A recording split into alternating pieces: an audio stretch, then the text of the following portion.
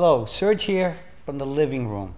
The back porch is way too windy. It's howling out there like 25 miles an hour, and there's white caps like crazy. The front porch is still too, where we shot yesterday, is too loud. So we're coming to you here from the living room with the Atlantic Ocean right out there to my right.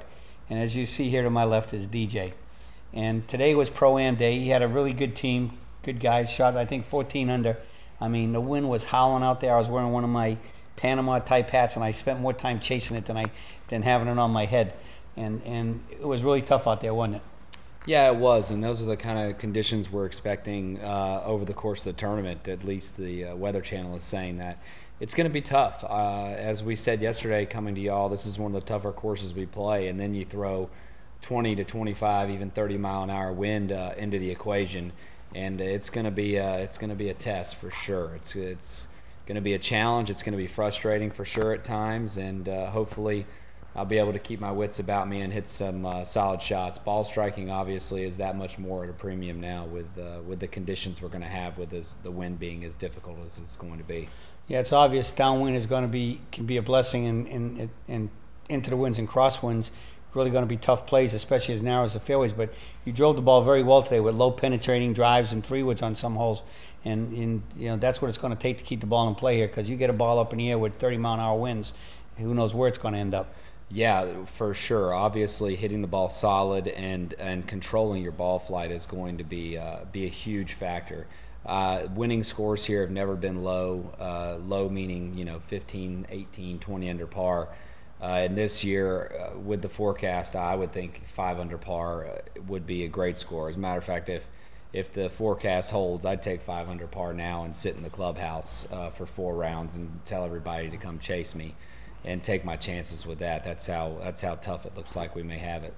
Okay, you heard it direct from DJ. Well, yesterday we promised them the second half of what you've been working on this week, and again, yesterday was ball position. Today is putting. The little thing I thought about last week, we've always kind of, Dad particularly has always kind of questioned my posture a little bit, and obviously I'm very tall. I'm over 6 feet 3 inches tall. I got what the swing surgeon over here didn't get. So for me, he's always wondered if he felt like I was bending over a little bit too much with the putter, and therefore it looked like I was slouching. And finally last week I got to thinking, and I've been trying to work on my posture and get up a little bit taller, but at the same time it's harder to do that with a shorter putter. And how long was your old putter? My putter, my old putter was 35 inches, which by no means is short. That's kind of the normal standard. If you walked into a pro shop or a club shop, if you picked up a putter, it would probably be 35 inches, and that's what I was putting with as well. And I just got to thinking, and I said, if I made a putter a little bit longer, I would be able to stand up so much easier, and my arms would hang a little bit freer with less tension, and I obviously wouldn't have to bend over as far. And that was kind of what I did when we got here this week. Is my idea was, let me get them to make me a putter that's a bit longer so I can stand up taller, get my posture up where it didn't look like I was slouching, and kind of give myself more of just a natural stance look where it didn't look like I was manufacturing a putting stance. And I'm anxious to get out there and play the tournament. I feel good about the longer putter. I don't know if I mentioned it, I'm sure I did, but I went to 38 inches. I experimented with 39 and 38 inches, and I'm still going to tinker with each of those, but obviously they're 3 or 4 inches longer than what I was doing.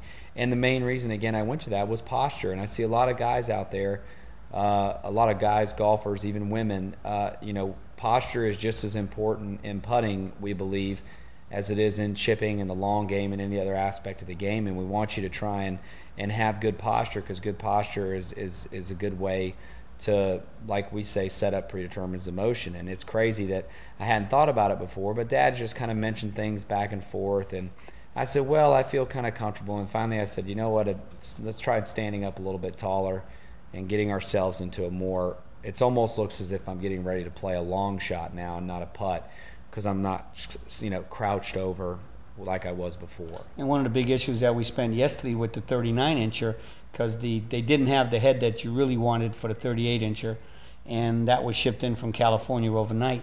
But the big issue we had yesterday was getting the angle right. I mean, we probably went back to to the trailer 3 times at least to get the lie angle, because it was actually the key was originally it was too flat, and it was moving the ball too far away from your body. Yes. And in standing taller with your arms hanging more, we wanted to get the ball in a little closer, so there wouldn't be, so your eyes are still inside the ball, but it wasn't going to be as far inside as it was before, especially with the shorter putter, which was also fairly flat because the putter was out there. And we went back and forth to the trailer at least 3 times to get that one right. And then once we had that one right, they knew what to build the next one for at that length for you. Yeah, and obviously the lie is very important for you guys out there on your putter. You don't want the toe sticking up or the heel sticking up. You want to have the putter laying as flat as possible. So whatever length putter you guys are going to have, you need to make sure that when you get into your setup, you want to try and have that putter blade sitting as flush with the ground as possible. So you don't want the toe sticking up, and you don't want the heel sticking up. You want to try and get it sitting flat. And obviously that's going to be different for everyone, and it all depends on your height, your setup, and what you do. But more importantly, as we always say, your tools have to be ready before you can be ready. We got to make sure we get our equipment where we need it, and then we can worry about making a good stroke or making a good swing. So for you guys out there, and that's what we were doing. That's why we had to keep going back to the trailer, because I was trying to get the putter set up correct for me for the new length. And obviously I'm experimenting with the new length, so I wasn't really sure what lie I needed, and we just had to tinker with it until we got it right. But it's very important for y'all out there. He'll tell you, I'll tell you, any club fitter will tell you, you want that putter sitting flush to the ground as much as possible, because toe up, toe down creates the blade to swing differently, and it causes and it obviously is not conducive to you being able to putt as well as you possibly can. The other thing that's important is, naturally, I was standing behind him a lot and checking how well he lines the putter up, because many times we just want to buy a putter because you like the look of one, or one of your friends gets one, or your favorite pro is putting with that model, so you want it. But you still have to make sure that A, can you line that putter up well? And the only way you're going to have that is to have somebody stand behind you and say, hey, I want to set this up at the right edge, and where's it pointing? So you want to make sure you can line it up, that it's the right length, the right lie, and that ultimately it feels good for you. It's a good weight. And we always believe in slightly heavier putters because they pendulum better and you get better feel. And with a heavier putter, less stroke produces a better hit, or a hit that you don't have to stroke as much. So less stroke is less margin of error. But ultimately, right length, right lie, and that you have a putter that you can aim more than anything. That your putter fits you and you can aim it, and that's the best way, or the best ingredients to start making putts. Absolutely. So DJ's got that 39-incher, which is a smaller type head, and then he's got this new one's a big mallet, whatever they call it. It's a Combi Scotty Cameron, and obviously, if there are all of you out there that have seen them, it's a pretty good sized mallet head, and it's more of like a face balance type head too, which for y'all out there is a putter that will balance better because it doesn't have a lot of that toe swing, which a lot of just regular blade putters have. It swings from the toe, or the weight of the toe swings the putter. This is a face balance putter, so the putter, you as a player are the one who really controls the motion that the putter head makes, instead of the putter aiding you with the weight of it. In other words, if you held it on the shaft like this, the face would balance straight up. It wouldn't go toe down or heel down. In most cases, it always goes toe down. Exactly. That's what he means by face balance.